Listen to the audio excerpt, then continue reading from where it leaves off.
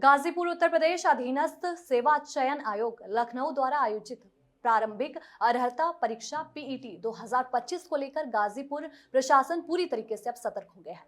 परीक्षा 6 और 7 सितंबर को जिले के 19 केंद्रों पर 2 पालियों में होगी। पहली पाली सुबह 10 से 12 बजे तक है, वहीं दूसरी पाली दोपहर 3 बजे से 5 बजे तक आयोजित की जाएगी। इस परीक्षा में कुल 33,120 अभ्यर्थी शामिल होंगे। प्रशासन ने परीक्षा केंद्रों पर सुरक्षा और व्यवस्थाओं को दुरुस्त करने के लिए विशेष इंतजाम कर लिए हैं, ताकि परीक्षा शांतिपूर्ण और सफलतापूर्वक संपन्न हो सके। वहीं अभ्यर्थियों को समय से परीक्षा केंद्र पहुंचने की सलाह दे दी गई है। तैयारियां रहे हैं इस बार। देखिए, जनपद में पूरे प्रदेश में 6 तारीख और 7 तारीख को पीईटी की परीक्षा आयोजित की जा रही है, जिसमें गाजीपुर जनपद में 19 केंद्र बनाए गए हैं और लगभग 32,000 इसमें परीक्षार्थी शामिल होंगे। ये परीक्षा 4 पालियों में होगी। 6 तारीख को 2 पालियों में सुबह 10 से 12 और फिर शाम को 3 से 5 और फिर ऐसे ही 7 तारीख को आयोजित होगी। इसमें हर एक पाली में लगभग 8,000 से 8,200 के करीब बच्चे हम लोगों के यहाँ पे जनपद में आएंगे और ये विभिन्न जनपदों से यहाँ पे आएंगे। उसके लिए जो शासन के निर्देश हैं उसके क्रम में सारी तैयारी कर ली गई है। ड्यूटीज़ लगा दी गई हैं।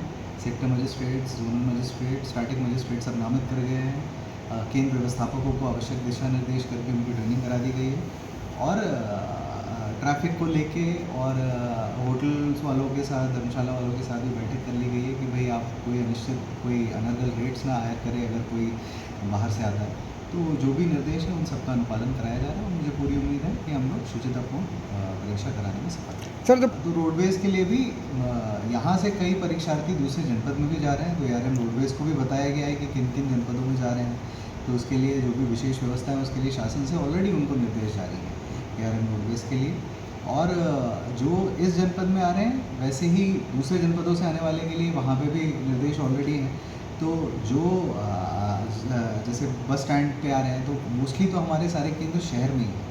4-5 केंद्र हमारे जो शहर से थोड़ा बाहर हैं उनके लिए ही हम लोगों ने ई रिक्शा और ऑटो और इन सब के साथ यूनियन के साथ बैठक करके उनसे अनुरोध कर लिया है कि वो प्रशासन की इस परीक्षा को कराने में मदद करें। सर, जैसा कि अनुपस्थित थे उनके स्थान पे कोई आया था, जो जिस अधीनस्थ कर्मचारी जो आए थे उनको हमने जो दिशा निर्देश हैं वो तो हमने बता दिए, परंतु अनुपस्थित रहने के लिए उनसे जवाब तलब जरूर किया। खाद की कोई किल्लत नहीं है।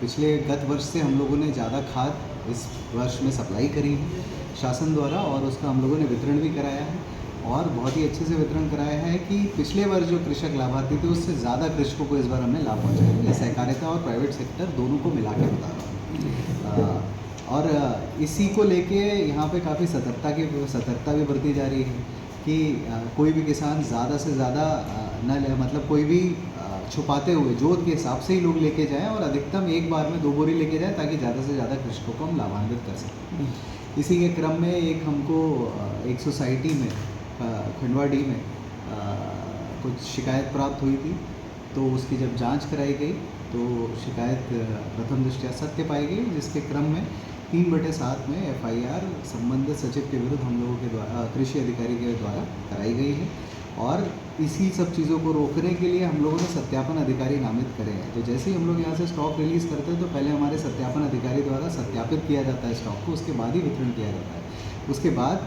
अगले दिन जब वितरण शुरू होता है तो उससे पहले कल का जो स्टॉक क्लोजर होता है उसको भी एक बार चेक किया जाता है कि कल को जितने बोरी बचे थे उतने बोरी से शुरू हो रहा है कि नहीं। तो इसी के क्रम में ये सारी चीज़ें संज्ञान में आई थी, पकड़ी गई थी, जिसके क्रम में FIR दर्ज की। ठीक।